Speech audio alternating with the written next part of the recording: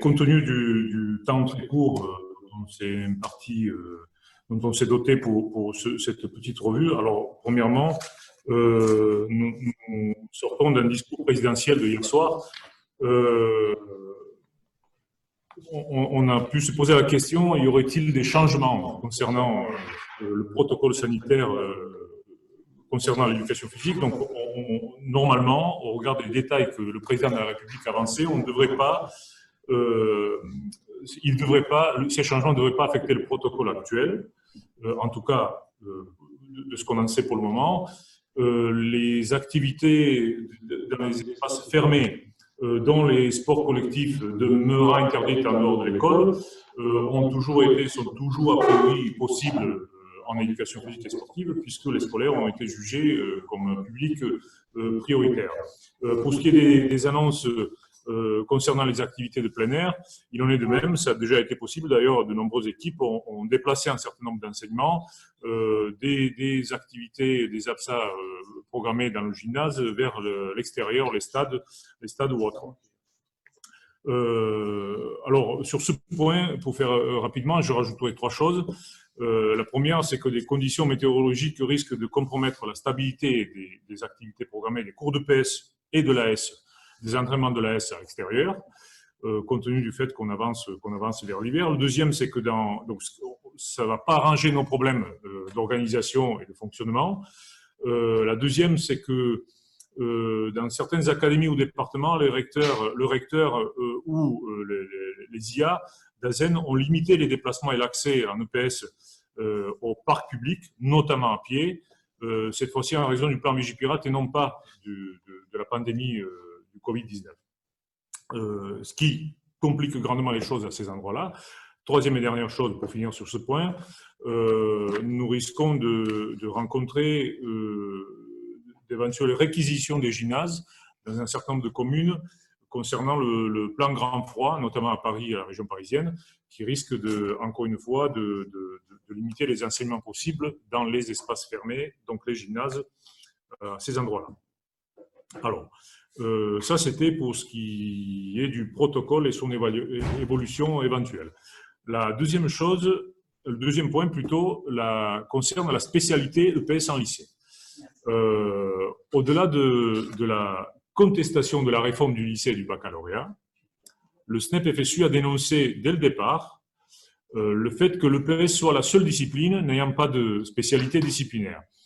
Aujourd'hui, le ministère entend enfin nos arguments et répond favorablement, en sachant que la position ministérielle était intenable de notre point de vue, puisque d'un côté, on assistait à une valorisation du sport et des Jeux olympiques et paralympiques 2024, par exemple, dans la communication ministérielle.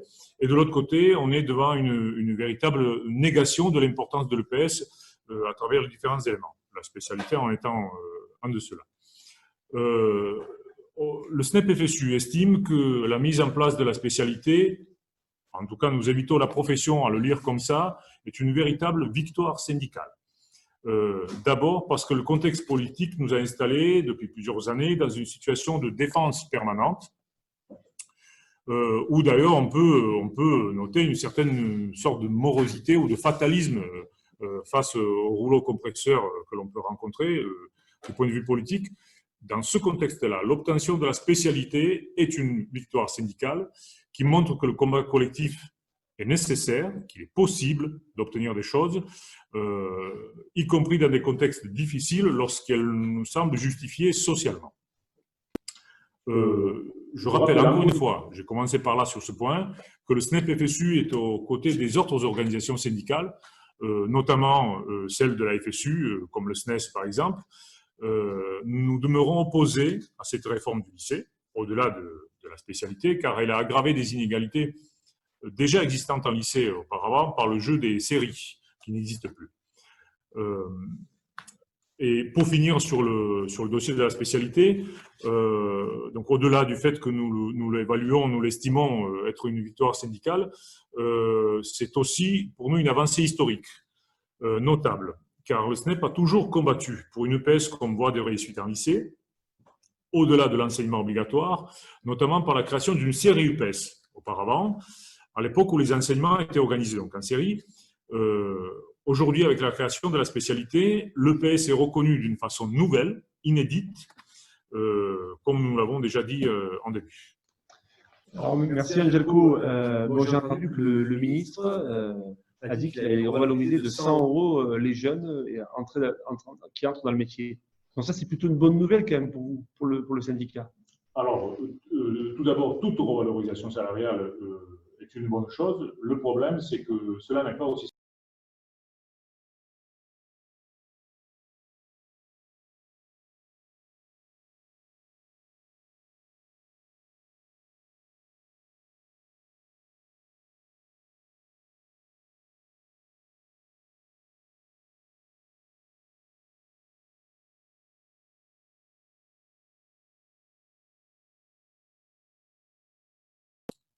qui est censé déboucher sur… excusez-moi, j'ai un problème de micro, ça y est.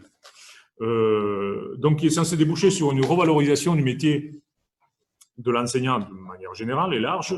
Pour l'heure, nous avons les plus grands doutes sur la volonté réelle de cette revalorisation. Je vous donne juste quelques éléments d'analyse. Au niveau des annonces ministérielles d'abord, au départ, la somme qui a été annoncée publiquement, c'était la somme de 500 millions d'euros. Puis, assez rapidement, elle s'est transformée au fil de la com ministérielle en 400 millions d'euros. Je vous laisse mesurer la légèreté des annonces, puisque l'écart est tout de même important et on a du mal avec ces changements sans raison apparente, comprendre les raisons et surtout se fier à des mesures concrètes in fine. Par ailleurs, nous avons été informés qu'une loi de programmation devait être en chantier. Depuis la première annonce de cette loi de programmation, plus de nouvelles. Et surtout, pas de travail sur le contenu de cette loi qui devrait garantir une revalorisation pour tous et toutes sur l'ensemble de la carrière. C'est bien là le problème. La revalorisation posée par le ministre aurait pu être